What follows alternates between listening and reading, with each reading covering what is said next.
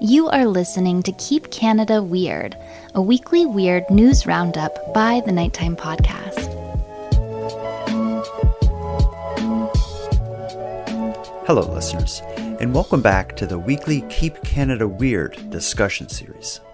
If you're new here, in Keep Canada Weird, my good pal, handsome Aaron Airport and I seek out and explore some of the more offbeat Canadian news stories from the past week. In tonight's episode, which we recorded during the evening of July 13th, 2022, we discuss Toronto's online dating blacklist. We talk about drones above Canadian prisons, and we break down a duo of what the F stories about animals, deer and cats specifically. So let's get to it.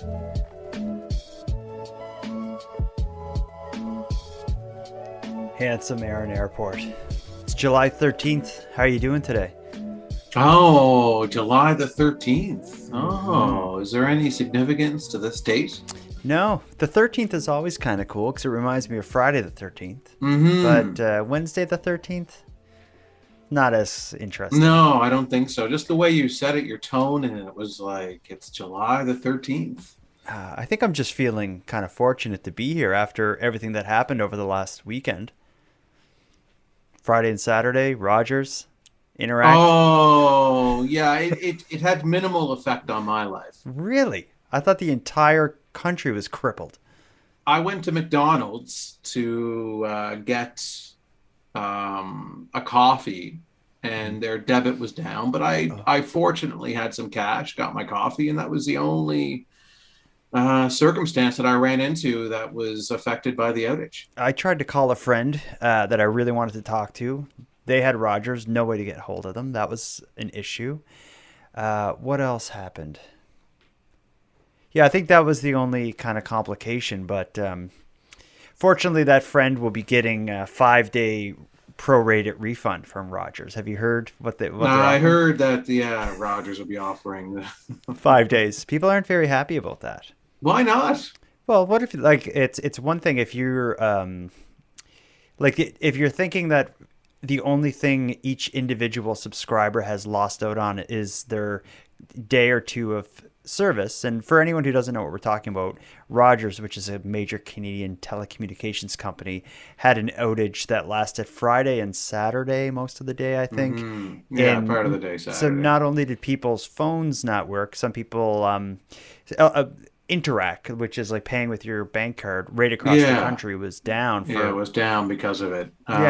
So if they're offering 5 days refund or whatever, that's kind of them saying that the only thing people are out is their phone bill for those couple days. But let's say if you're a small business owner and you didn't have Interact for a full day, you'd think that'd be a pretty substantial. Yeah, I think people in those circumstances, like, getting a 5-day refund is like, that's great for the ordinary customer who just use it for, streaming Netflix and checking emails and, maybe some social media or whatever, general internet surfing.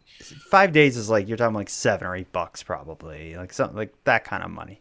Yeah, maybe it should be more than that. I don't know. But I mean, also, I think people who are financially affected in the sense of a small business having their Interact down for 2 days, those types of circumstances, they should be able to apply for a more significant refund. Yeah, but there was also some big things affected. I think there was a concert in Toronto that was canceled. Mm-hmm. I don't know if it was like Drake or something. It was like a major performer. They had to cancel the concert.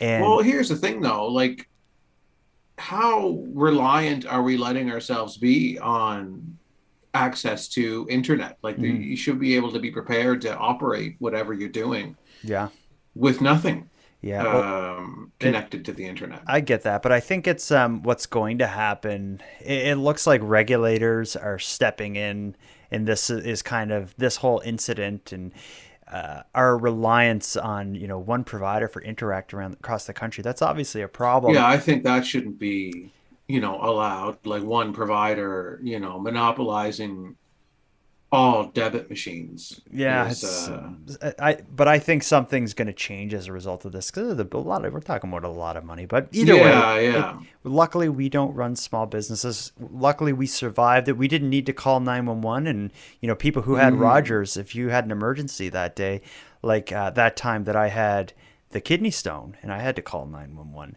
something like that. If you had a Rogers phone, you're going to next door to bang on your neighbor's door, Yeah. hoping they're with Hoping they have a TELUS. landline. Yeah, seriously. Yeah, no, that's the thing. Like, it's a little unnerving when, and I mean, things like that are going to happen every now and then. Like if you offer a service once in a blue moon, there's going to be an issue with that service, and it's going to go down. Mhm. And then if we're so reliant on that one service to do absolutely everything, then we need to be cautious of that. Mhm.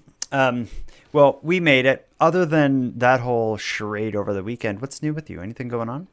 Oh, it's been very busy. I just had a show open last night, a show that I wrote and directed, so that was exciting. Congratulations. Yeah, so Opening that night. takes opening night. Yeah, it was exciting. So I was there, a little nervous, you get the jitters and you're kind of hoping it goes okay, and it did. So I was happy with it. Mm, And then now my plate's a little less full now. I can focus on some other things like yeah. talking to nice friends over the internet. Yeah. Well, as a director versus your time actually on the stage, is it weird, like to be off stage and watching the people do your thing? Like that would, I feel like Oh that'd be weird. yeah, it's like what's weird about when like not specifically like when you write a show and watch it, like you're hoping that, the jokes get laughs and you're hoping that the story gets told in the way that you envisioned it. But as a director, like when you're up there watching it and the performers are up performing it on the stage, there's nothing you can do. Like if something starts to go wrong, Hmm. and like when you're on stage as an actor, there's lots you can do. You're the one handling it. Hmm. So if somebody misses a line and you know what that line is, you can improv a few things to get everybody back on track. If something malfunctions, you can think on your feet and you say, okay, well, I'm supposed to do this, but I can't do that anymore. So I'm going to do this instead. But as a director, and you're out there just watching the show and you're seeing something happen that you know is not supposed to happen, and you don't know what the actors are thinking, all you can do is sit there and watch and watch it happen. And the audience doesn't know something's wrong, but you do Uh, because you've seen it a bunch of times and you directed it. So it's like there was one point in the show because like it's a musical show, so there's all these, the performers are playing instruments on stage as well. And there was a point in time where one of the characters came from backstage and grabbed the acoustic guitar off at the stand and then scurried back off stage again. And I know that's not supposed to happen. And I'm like, something is wrong. And a few pages coming up, there's a song that the acoustic guitar starts the song on. So I'm like, they've only got about 2 minutes to do whatever it is they're planning on doing right now. Um, so I guess what happened is the battery ran out on the guitar in the last song, and the sound person noticed. oh, thank gosh. So they went and whispered, backstage, "Hey, go get that guitar. I'm going to try and replace the battery backstage. Go grab it for me." And that's what was happening. So while I was like, crapping my pants in my seat, wondering what is going on with this guitar, the sound person was like, "I'm just going to change the battery, hand it back to the actor. They'll run it back up and it'll be there on time." But I didn't know that. Yeah, of course. So I was freaking out. I'm like, "Oh, we need that guitar for this next song. It's like a big instrument in that next Hmm. song." All right. Well, you made it through opening night. Hopefully, they're on stage killing it right now as we talk. But let's get to the task at hand. We have a mandate here to keep Canada weird once weekly. We weren't able to do it last night because of what we just talked about, the opening night of your play. Um, Tonight, Wednesday, the 13th of July, we're going to take care of it. And we got a lot of weird stories to keep the country weird with. We have I guess we'll call it something like the Better Business Bureau of dating in Toronto. Yes. We are going to talk about drones above Canadian prisons. We have a WTF story about deer and a WTF story about cats, and maybe Manitoba's worst or stupidest driver. Think I summarized that all right? Yes, it was wonderful. Thanks, buddy. Where are we going to start this? Tee us up. Okay, let's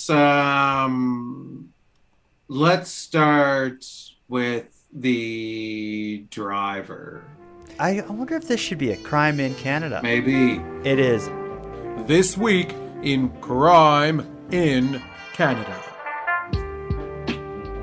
You hear of stories like this happening on occasion, but this one is especially stupid because of how quickly this one driver made the same mistake twice.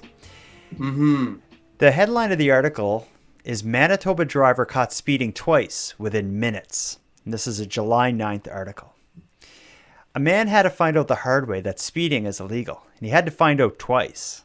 It started on July 8th at 2:20 a.m., middle of the night, early morning. We've had this debate about whether 2:20 a.m. is late at night or early in the morning. But whatever it is, that's when it starts. It depends on what you're doing. Yeah, and what kind of lifestyle you live. Yeah, exactly. Manitoba RCMP stop a man going 130 kilometers an hour in a 100 kilometers an hour zone at 2:20 a.m. in East St. Paul. After getting a $442 ticket for that offense, that same 34-year-old was caught going 159 kilometers an hour in a 100 kilometer zone 10 minutes later in the RM of St. Clements. I don't know what the RM, regional municipality of St. Clements probably. It must be. That second ticket was $822, and the accused, that driver, now faces a serious offense notice. I don't know what that means. I think in the Nova Scotia motor vehicle stuff, I don't think we have something called a serious offense notice. But I've never heard that term. I think what it may be the equivalent to in Nova Scotia, if you're a certain amount over the speeding limit, it's a more serious offense, like it could be called like stunting. Oh, stunting, something. yeah. I think maybe it's something similar to that.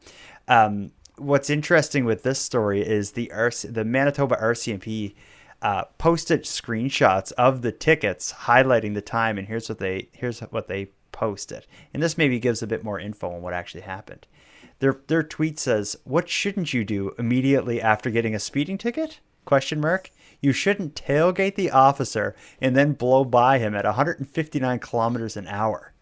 The 34-year-old driver was ticketed for going 130 in the 100 zone at 2:16, then again at 2:26 a.m. for going 159 in the 100 zone.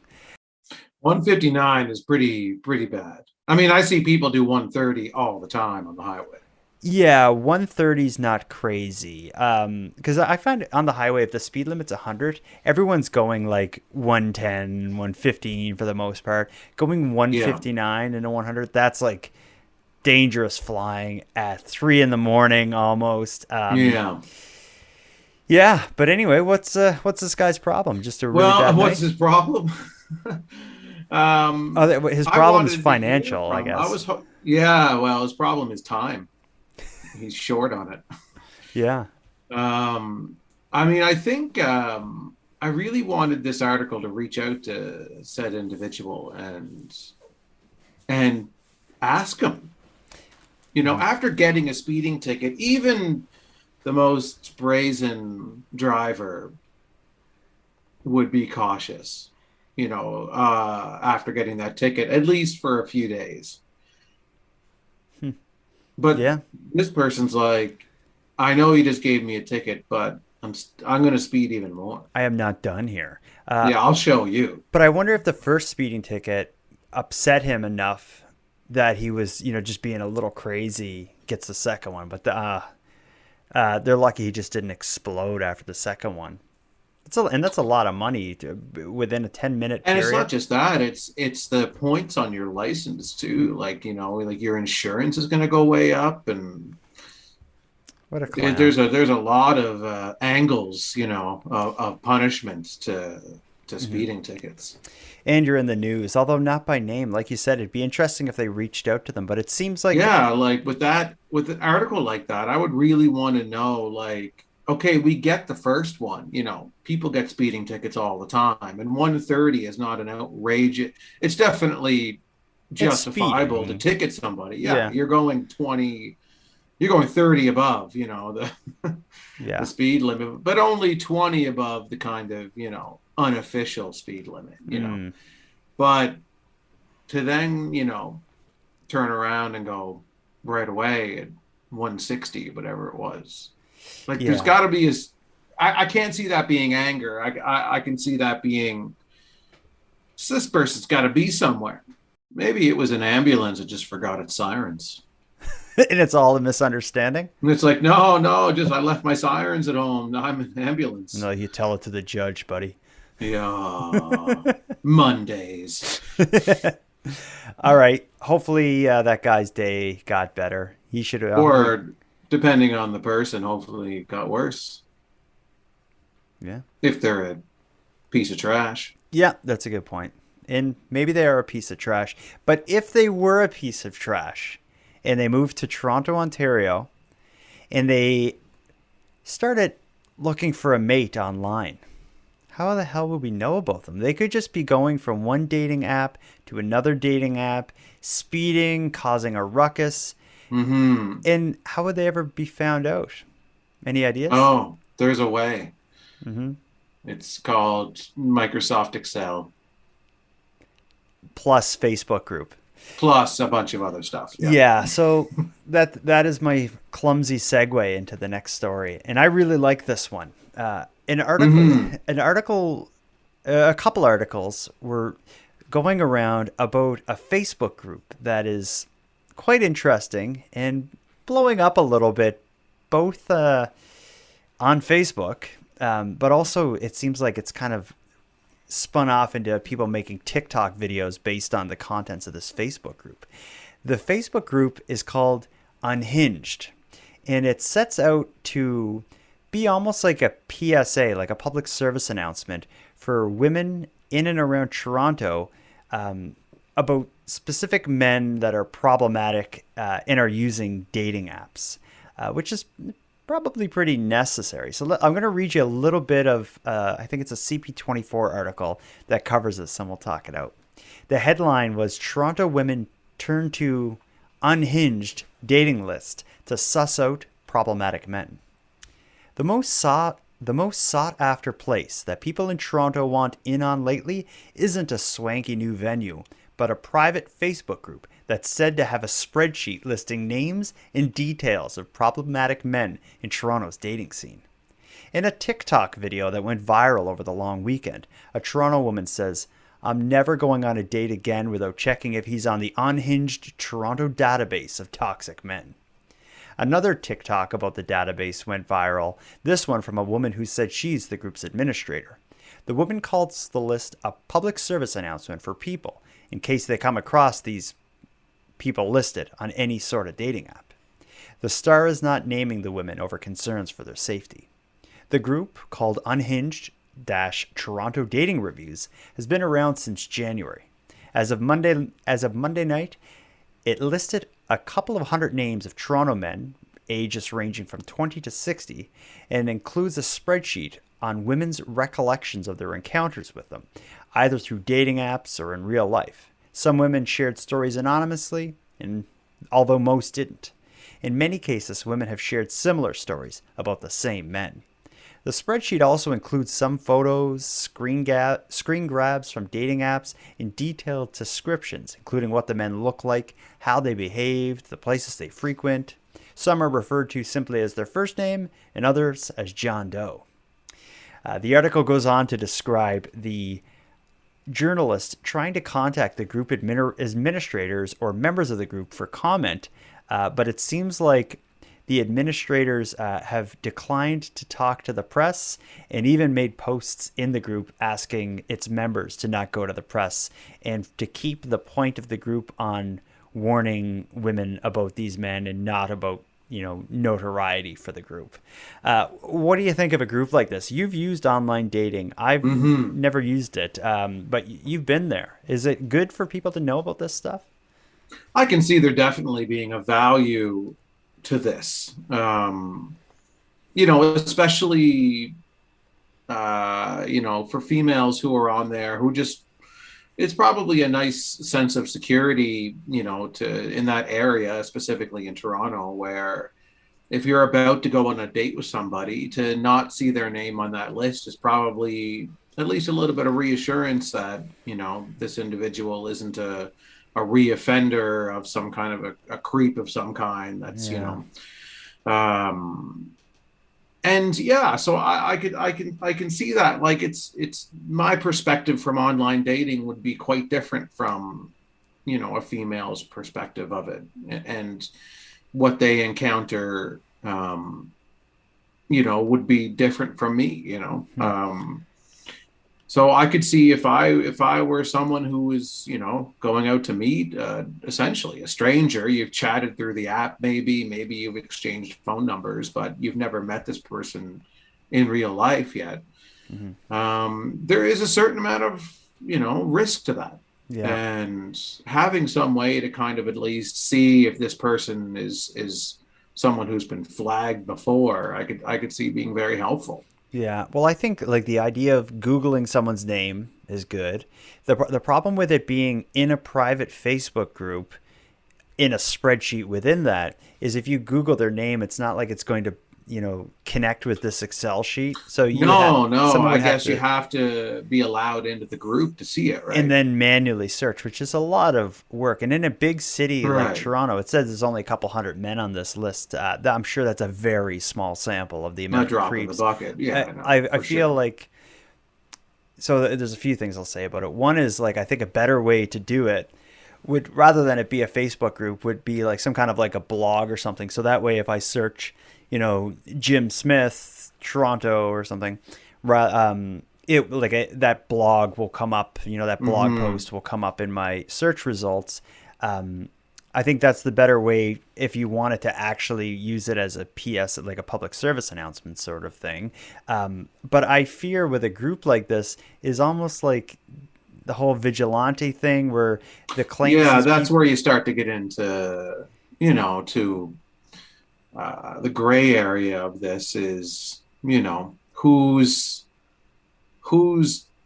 policing it, and who's, like if somebody, I guess I don't really know how you kind of regulate, I guess, this kind of. Well, Canada has libel and slander laws, which kind of regulate false defamatory statements. But like, I guess if you put something false on there, you could wind up in trouble if it was the wrong person. And if the person's kind of nuts, you're kind of playing with fire. But I guess it could be done anonymously, which is I just, when I see something like that, I would worry that it could very much be like just two people fighting, and this is a way that one person is kind of like getting back at the other person. I think the idea of it is valid, like having a way for someone to, before they meet this person for the first time, to have a way to see, if this person is a creep or not, or is someone who could potentially hurt them, or someone who's, I think there's got to be a way to do it that's maybe not specifically this way, but maybe this way could launch an idea from someone who has a better way of doing it. Yeah, but I think there's definitely a need for it. And I don't know the dating apps, but they don't have like a review kind of thing built in like an Uber driver would or something like that. So no, not in that way. No, like I'm sure you could contact, the app itself, but maybe some kind of a way, but the app also probably doesn't want to advertise the fact like this guy has gone on 7 dates here and he hasn't found anyone yet. Like our app. No, you don't see any of that, and nor should you. Like, and some people, maybe don't go out on a lot of dates from the app for different reasons other than, not being successful at it. Maybe they're just picky, or maybe. I realize how many kind of horror stories with online dating there is when I did an episode a while ago about people's encounters with creeps, and I just put an invite out, like, if you've had an encounter with a creep, be it, you know, a weirdo you met online or somebody who tried to, I don't know, approach you at your work or whatever, let me know about it. And I got so many people who were giving me stories about online dating where they just met the nutcases. Yeah, I think, and then also it's like I went on a spree of movies, like documentaries that often involved online dating. Like, I'm trying to pull the names of them out of my Well, there was head. that big one on Netflix a few months ago. What was it called? One was called Bad Vegan, and that sort of was an online Yeah, dating that thing. one. But that's Yeah, not the one yeah. you're thinking of. The one you're thinking of, people, and this is what podcasts do. There are people listening right now Who are screaming, freaking out right now? yeah. Like, it's this one, you idiots. But we both know what it is. It's like that guy who was, oh my God. Let's silence and think for a sec. Yeah, this is good. This is good radio right here. Let's sit in silence and think for a second. Okay, That's I what the gotta find listening it. audience wants. Oh, the Tinder swindler. That's it. Yes. Yeah, that was really good, and that was like the opposite of an advertisement for online dating. Yeah, yeah, and it's too bad because there's most of the people, that are using online dating are there for the right reasons, To get and laid. it's if that's what love is to you, Jordan, then yes. Let's not go there. So, a lot of people are on there for the right reasons, and hopefully, but I understand the motivation to want to start something like this, from the other side. I imagine that women are dealing with a lot different issues than that I would deal with, on an online dating app. But I think we both agree then that there's society probably has a use and maybe even a need for something like this, but this isn't the way that it's going to happen. Someone will come up with a way to do this sort of thing. I'll be interested to see if more stuff like this pops up. I'm actually kind of surprised it hasn't yet. Where online dating now is so synonymous. It's become the main way people meet now. Yeah, and then the COVID and all this stuff probably only added to it. But yeah, Yeah. well, we'll follow. I wouldn't say follow this story, but we'll follow this, I guess, situation. Yeah, yeah. I'd like to see it lead to a better way to do it. Speaking of leading to things, You really got the transitions down tonight. do you have a drone or ever messed around with a drone? Explain to me how that connects to your transition.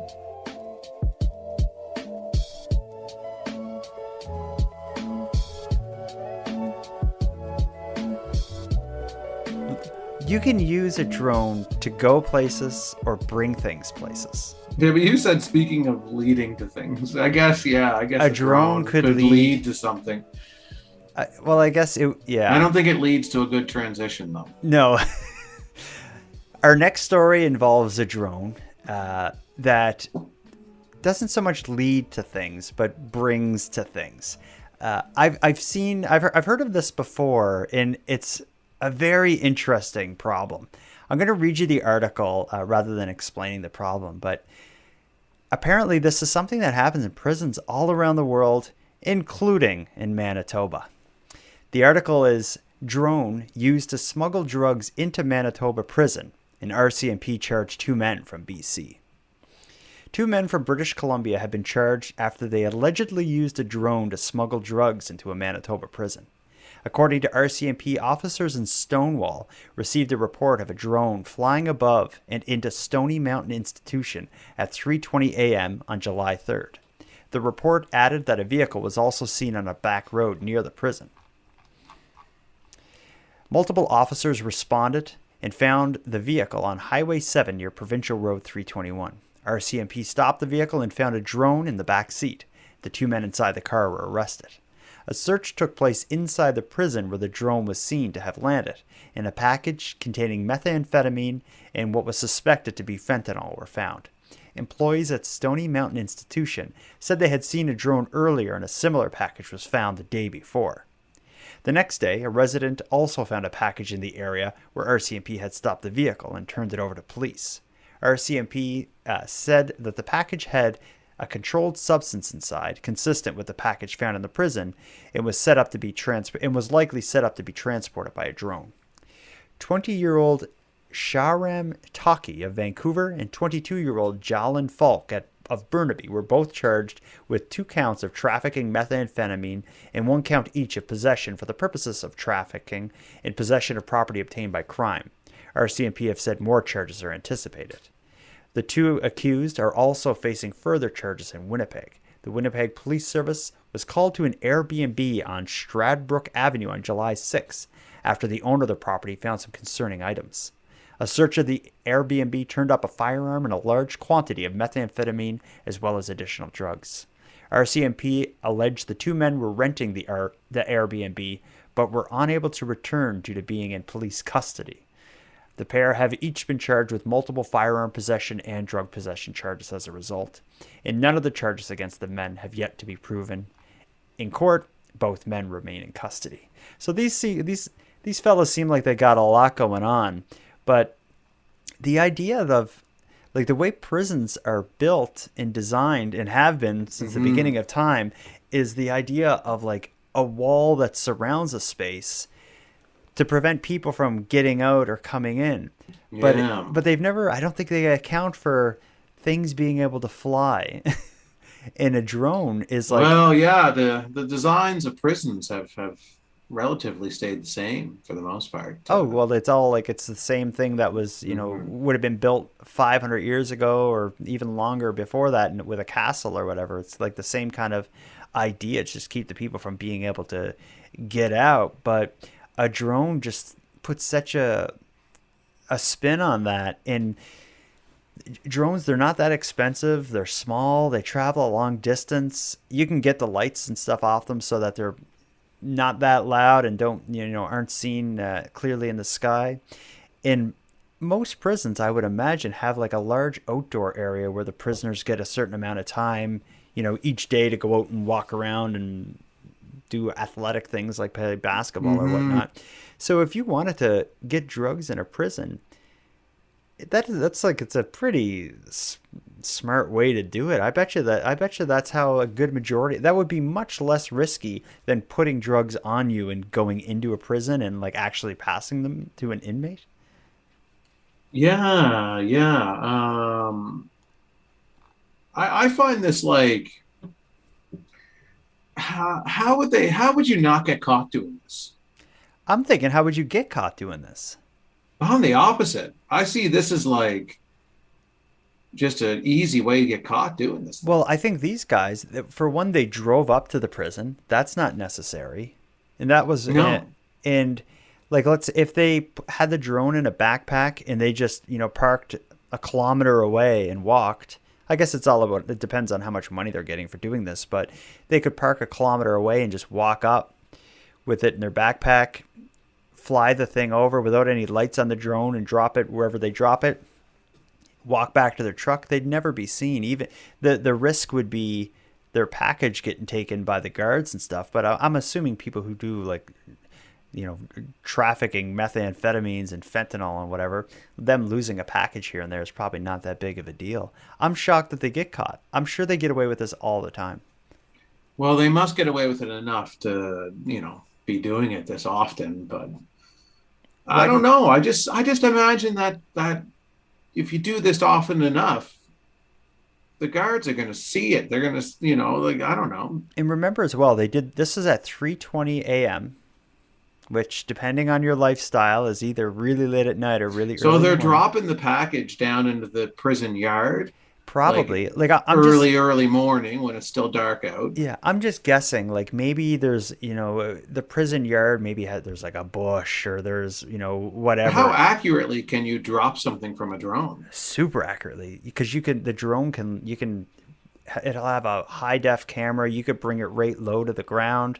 Well, you bring the drone down, but the closer the drone gets to the prison, the more likely it is to be seen. Because I mean, But why would they be looking out in the yard at 3:20 in the well, don't they morning? have guards that are checking? You know that their job is to be kind of keeping an eye on the perimeter of the Uh-huh.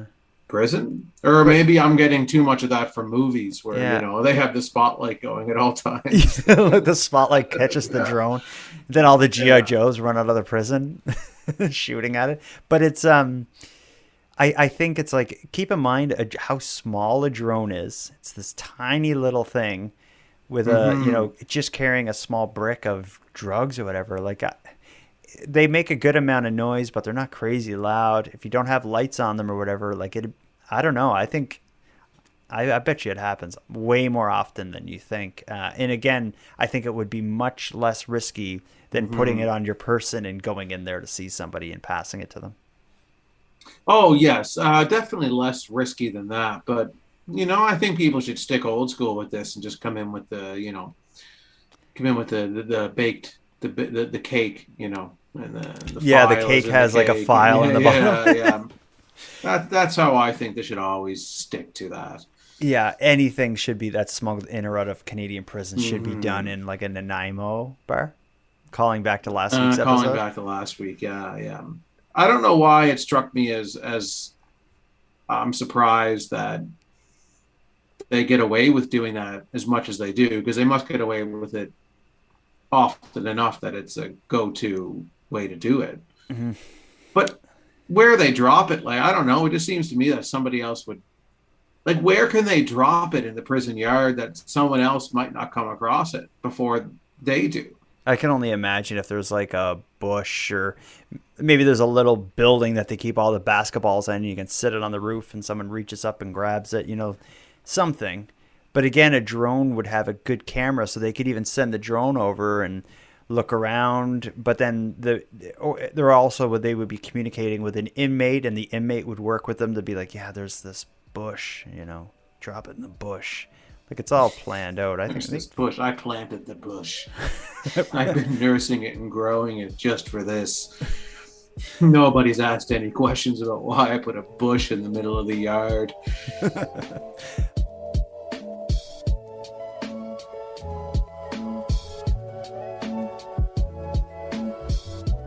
Let's move on to, we have two lighter stories for the most part to wrap this up. I call this the WTF duo. WTF deer, WTF cats, because they're two weird stories. You want to start with deer or cats? Let's start with the deer and end with this bizarre cat one. Okay, the cat one is truly bizarre. The deer one is Hmm. just a true what the heck is going on here. Yeah. RCMP in northern BC arrest a car's occupants after finding a baby deer in the back seat. RCMP say they arrested the occupants of a vehicle in Fort St. John in northern BC after discovering a baby deer in the back seat of the car. In a written statement, the Mounties say they pulled over a vehicle during a routine traffic stop in the early morning hours of June 30th and found a month-old fawn in the back seat. Just gonna stop for a sec. Is a fawn, is that a female or male deer, or does fawn just mean baby deer, or do you know? I thought doe was a female deer, Okay, maybe based off fawn. of the song. A Doe, doe. a deer, a female deer. Okay, so fawn must be a baby male deer. Maybe. Police said after arresting the occupants of the car for possessing wildlife, they searched it and found drugs, obviously, but did not specify what kind or in what amount. Under provincial law, it is an offense to possess a wild animal without a license or a permit granted by the province's chief veterinarian. The laws apply to both dead and alive animals. Two things there. I didn't know a province would have a chief veterinarian. That's kind of cool. And Hmm. Anyway, fawning season. I think this is going to explain why it's important not to do this. Fawning season is usually from May until early July, when the fawns become more independent of their mothers. The SPCA say that if you spot a fawn you believe is orphaned, it's best to just leave the animal alone, as it's normal for a doe to leave her offspring for an extended period to search for food. But if it's injured, or you can see that its parent is dead, it recommends calling the Conservation Officer Service, which can pick up the baby deer and transfer it to a wildlife rehabilitational center. And as I'm reading, I'm realizing that a fawn isn't a boy or a girl. It just means a baby It's just deer. a baby deer. In reading between the lines in this article, it seems like maybe they're like I'm trying to guess what these people with drugs in their car and a deer and baby deer in their car were doing. But based on that middle section of the article about if you find a deer you think is orphaned, I wonder if that's what happened. They found this like a lone baby deer and they're like, we're gonna bring it somewhere and nurse it back to health. Yeah, maybe. Again, I wish the article had kind of reached out to these individuals just to ask them a few questions to get into their mindset at the time of, did they just come across a deer and they were like, oh my God, and they just took it in for no reason, or were they thinking they were helping the deer? I mean, you have to be careful with wild animals. They are wild. Yeah, they are certainly wild. And a deer, although a baby deer, I think is probably pretty harmless, but it's The regular deer are strong and, can be aggressive from what I understand. yeah. Well, I think I've told you about this, but my neighborhood, we have wild deer like crazy. It's not uncommon for me to look out my window and just have like 6 deer on my front yard eating my tulips, or in my backyard, or walking in my carport. Like it can be kind of wild. I've gotten pretty close to adult ones, but they do scare me a bit. Just I don't know what it would do to me. Even if a deer just ran full speed and just crashed into me, like it would be so violent. Oh yeah, I know. That would be rough. I But you wouldn't know want what? that. Like a baby deer is so sweet. Like I would love to have one as a pet, but I get that there are reasons why people can't just like take a wild animal in their house and raise it. Yeah, yeah. You can't do that. But it would be awesome, right? Well, I mean, some animals are so cute that you just think, wild or not, that you can just kind of go up to them and interact with them. But again, like even the cutest animals out in the wild are still wild and don't play by your rules. So, they don't have a rack of Disney DVDs that have inspired their love for humans. Yeah. Yes. Yeah, don't put a deer in your car. Yeah, yeah, haul the deer into your car. The deer is probably terrified, and Yeah. It just I don't doesn't. know. Just if you see an animal and it's hurt or whatever, there's people you can call for that. You're not the people. Um, there. I'm trying to think of a good transition. Here's one: is there are laws to prevent you from taking wild deer into your car and into your home, probably for good reason. But do we need more laws like that? And are there other animals that should be regulated and controlled by our government? Namely, cats. Mm-hmm. Some people in Toronto think that they should be. In fact, Toronto is eyeing a new plan to ban cats from going outdoors unless they're on a leash. Sounds crazy, right? No. Well, I think it kind of does. Let me tell you a little bit about what's I going mean, on. I think it's crazy that they're going to try and do this, but With everything else that's going on in this world right now, this is mhm. it. If you love your cat, keep Fluffy indoors. These were environmentalist and former Scarborough City Councillor Glenn de Barrowmaker's words to Toronto City Council Wednesday as a city committee discussed a plan that could prohibit cat owners from allowing their felines to roam freely outdoors. The motion, moved by Councillor for Ward 17, Don Valley North, Shelley Carroll, is rooted in the belief that outdoor cats can be a danger to the local ecosystems, hunting bird and rodent populations, and are themselves at risk of being hit by vehicles or attacked by wildlife while roaming. Currently, city staff are proposing bylaws be changed to prohibit pet owners from allowing their pets to roam at large in the city, with the exception of cats and domesticated pigeons. Carol wants to scrub cats from the proposed change. Oh, sorry, I missed that. So currently, city staff are proposing the bylaws be changed to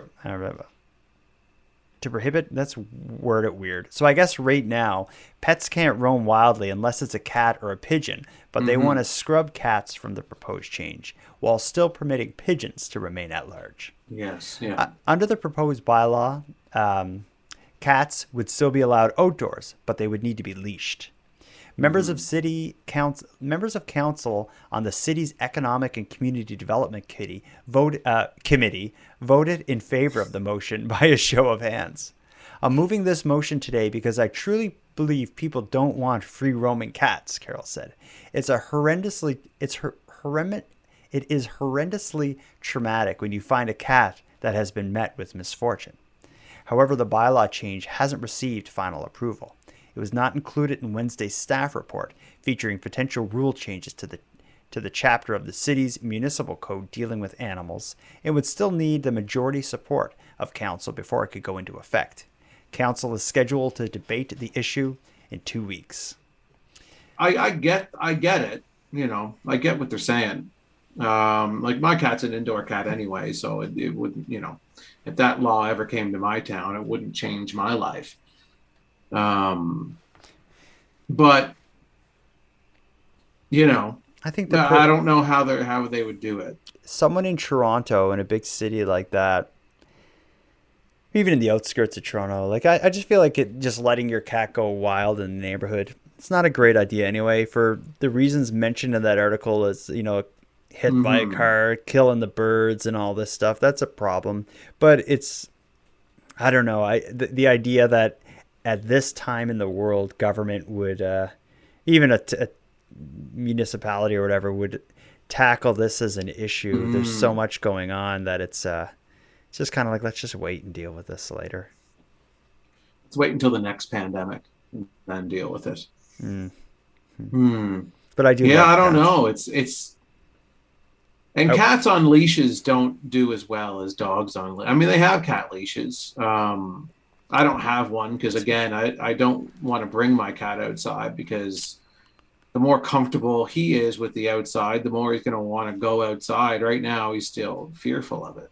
And I don't want him going out because there's too many. I'm worried about getting him lost. There's foxes and raccoons and all these different things in my neighborhood that he could succumb to. I don't want that to happen. Yeah, even in Toronto, there's a ton of raccoons and they're badass. Same with even their squirrels. The raccoons in my neighborhood are giant. Yeah, even I find in Toronto, one thing I notice is when you see they have a different breed or whatever of squirrels, and their squirrels are a lot bigger and they're kind of nasty. Even one of their squirrels, I think, could do the some Ontario damage. Squirrels are massive. Yeah, and I think they could do some pretty good damage to a cat, I would think. Yeah, there's just diseases out there for cats to catch, and ticks, and all the different things that the dangers. Your cat will live a longer life if you keep it indoors.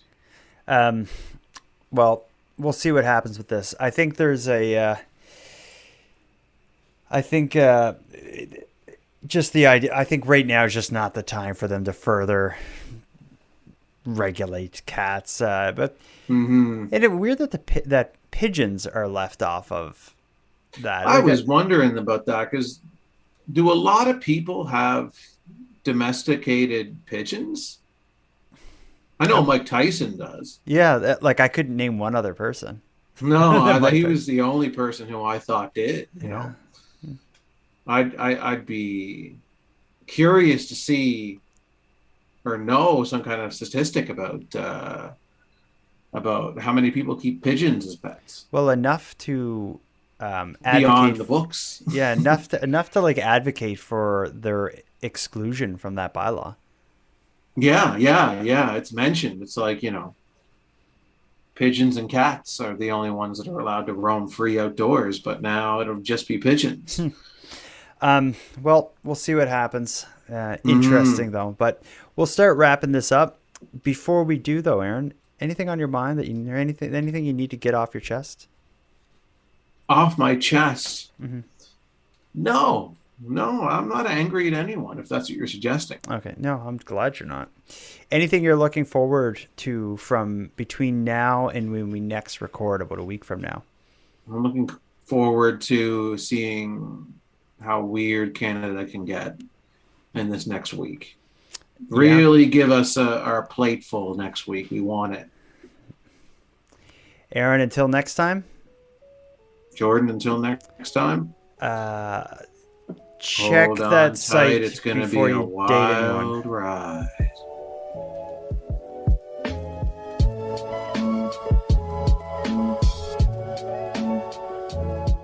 I want to thank you for joining Aaron and I for our Keep Canada Weird discussion.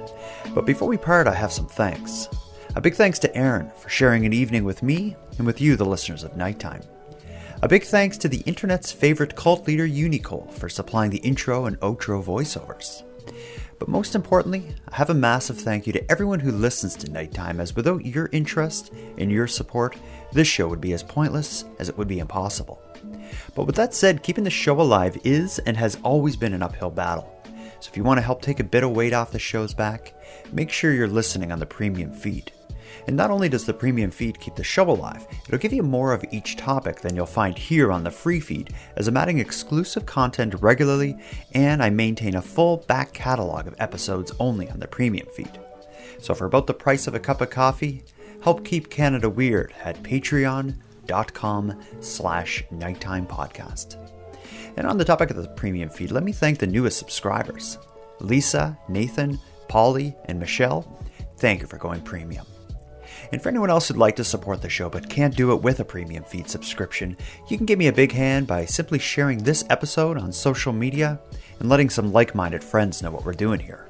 If you have any story ideas, if you want to give feedback on the show, if you want to let us know about something going on in your town, or if you want to contribute a voice memo for Aaron and I to respond to in a future episode, you can do all that and more at nighttimepodcast.com/contact. We hope to hear from you.